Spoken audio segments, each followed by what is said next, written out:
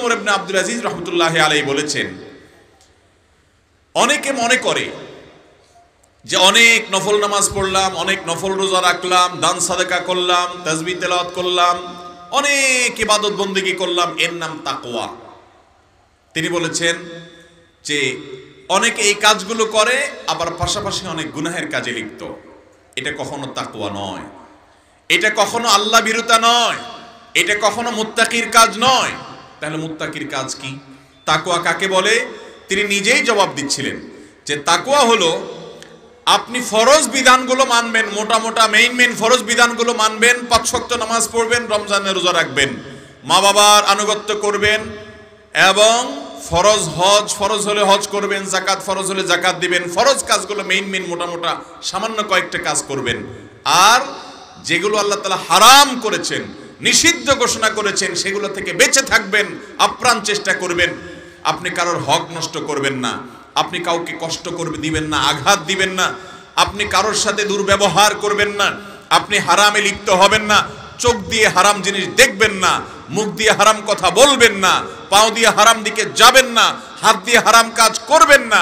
আপনি হারাম থেকে বেঁচে থাকার জন্য সংগ্রাম চালাবেন আর ফরজ কাজগুলো করবেন।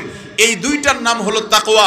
এর পাশাপাশি যদি আপনি নফল কাজ করতে পারেন ভালো, না করতে পারলে কোনো অসুবিধা। আপনি জীবনে কোনো নফল নামাজ পড়েন নাই, আপনি জীবনে কোনো নফল আমল করেন নাই, এর জন্য আল্লাহর কাছে আপনাকে জবাবদিহি করতে হবে না।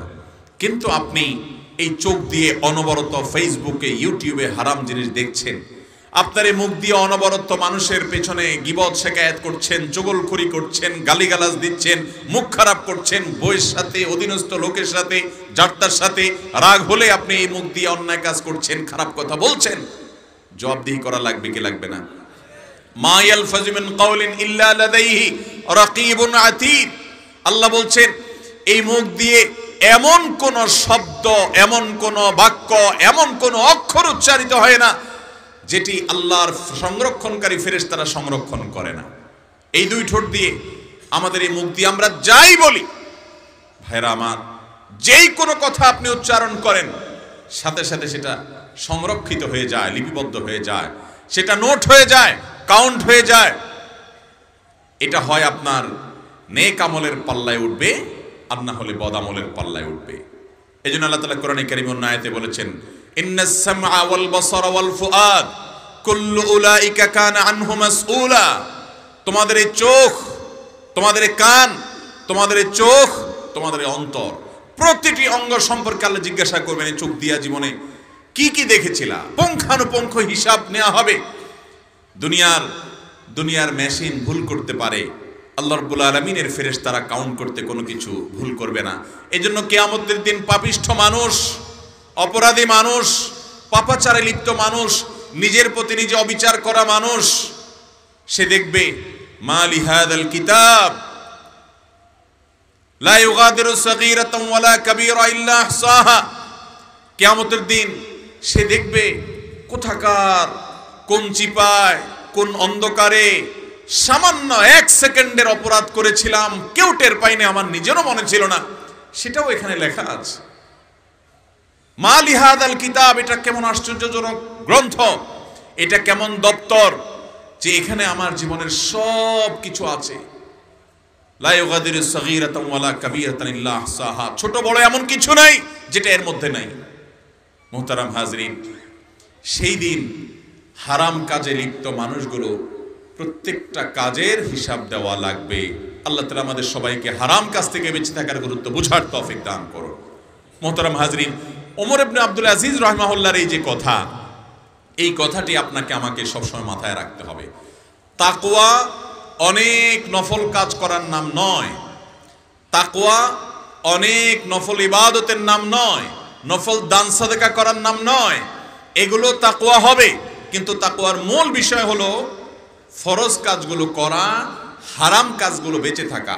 আপনি মোটা দাগে হারাম কাজের তালিকা, ফরজ কাজের তালিকাটা যদি করেন, ফরজ কাজগুলো আপনার জীবনে আছে কিনা, হারাম কাজগুলো থেকে আপনি বেঁচে আছেন কিনা, ব্যাস এই দুইটা জিনিস যদি আপনি ভালো করে দেখেন ঠিকঠাক মতো, এবং এই তালিকা ধরে ধরে যদি আপনি আগান, আল্লাহর খাতে আপনি মুত্তাকি হতে পারবেন, আপনি খাঁটি মুসলমান হতে পারবেন, আপনি আল্লাহর প্রিয় বান্দা হতে পারবেন, এবং আপনি নবী সাল্লাল্লাহু আলাইহি ওয়াসাল্লাম বাতানো দ্বীনের পথে আপনি পরিচালিত হয়েছেন, সেই দাবি আপনি করতে পারেন, সেই প্রাউড আপনার ফিল হতে পারে।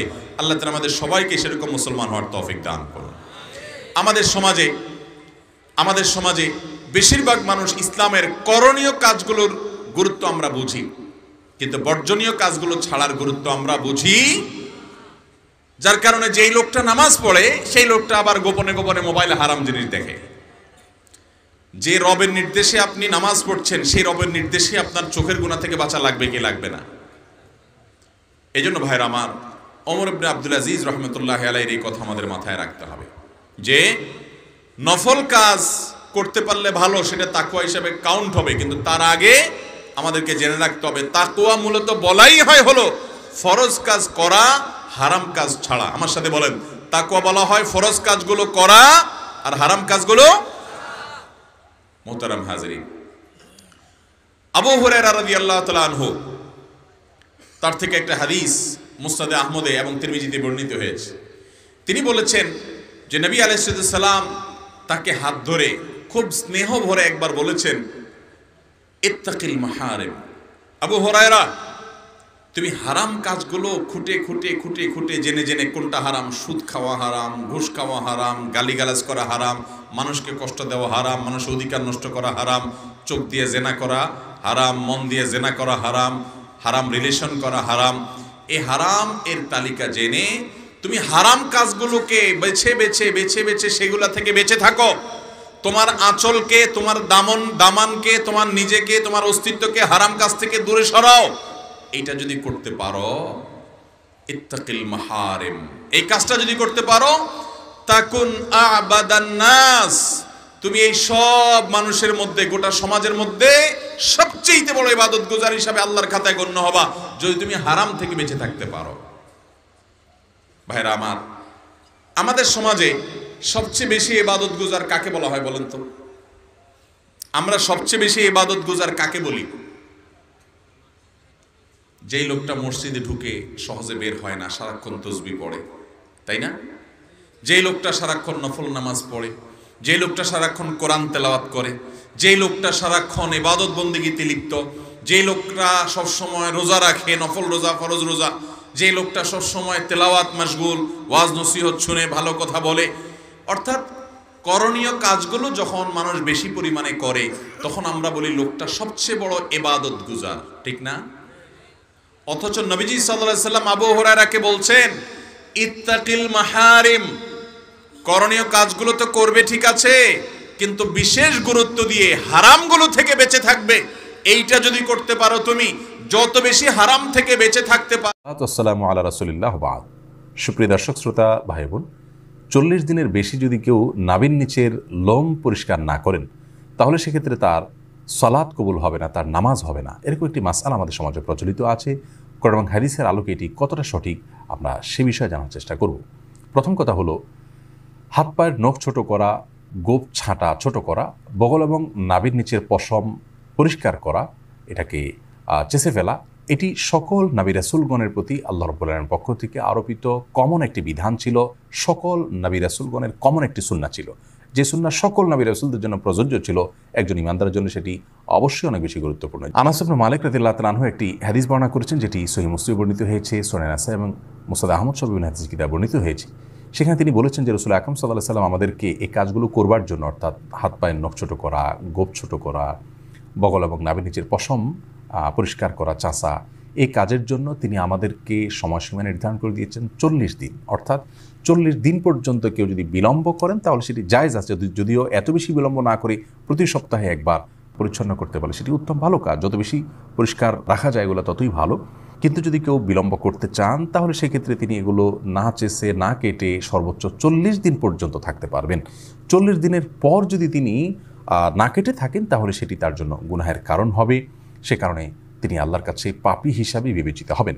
কিন্তু এর কারণে তার সালাত হবে না, তার নামাজ কবুল হবে না, এরকম কোনো কথা হাদিসের কোথাও বলা হয়নি। সালাত বা নামাজ বিশুদ্ধ হওয়ার সম্পর্ক হলো সালাতের যে শর্ত আছে সেই শর্তগুলো তিনি সঠিকভাবে আদায় করেছেন কিনা এর উপর নির্ভর করে। যার কারণে সালাতের শর্ত যদি সঠিকভাবে আদায় করে থাকেন, ফরজগুলো সঠিকভাবে আদায় করে থাকেন, তাহলে সালাত বিশুদ্ধ হবে। যদিও তার নাভের নিচের লোম তিনি অপরিষ্কার রাখেন, নখ বড় রাখেন, এগুলো করা সত্ত্বেও তার সালাত আদায় হয়ে যাবে। কিন্তু এগুলোকে তিনি বড় রাখবার কারণে, ছোট না করার কারণে, সময়মতো না চাষবার কারণে, 40 দিনে বেশি অপরিচ্ছন্ন রাখবার কারণে তিনি একটি গুনাহে লিপ্ত হলেন, সেটি সম্পূর্ণ ভিন্ন বিষয়। আল্লাহর পরে আমাদের সকলকে সব ক্ষেত্রেই রাসূল আকরাম সাল্লাল্লাহু আলাইহি ওয়াসাল্লামের সমস্ত দিক নির্দেশনাগুলোকে মেনে চলার তৌফিক দান করুন। আসসালামু আলাইকুম ওয়া রাহমাতুল্লাহি ওয়া বারাকাতুহু।